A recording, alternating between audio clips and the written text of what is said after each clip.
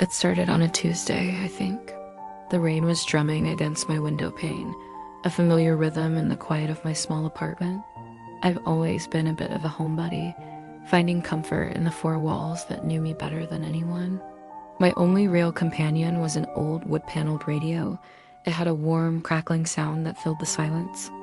That night, I was curled up on the sofa, lost in a book, when the usual late-night jazz show was interrupted. A new voice came through the speaker, smooth and low. "Good evening, listeners," he said. "It's a lonely night out there, isn't it?" I remember smiling. He got that right. Then, he said something that made the hairs on my arm stand up, especially for our listener in the blue sweater, curled up on her floral sofa. "Isn't that right, Clara?" My heart stopped. My name is Clara. I was wearing my favorite worn-out blue sweater. I looked around the empty room, my breath caught in my throat. It had to be a coincidence, right? A wild, impossible coincidence. I turned the radio off, but the man's voice echoed in my head. The next night, I hesitated before turning the dial. Curiosity won. I had to know. I sat on the floor this time, wearing a simple white t-shirt, my knees hugged to my chest. The same voice filled the room. "Welcome back," he said, his tone like a secret shared between us. "Glad you decided to join me again, Clara. You look thoughtful tonight, sitting there on the floor, wondering how I know." I wasn't scared anymore.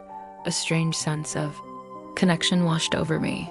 For the first time in forever, I didn't feel alone. He spoke about the book I'd finished, the one still sitting on my coffee table.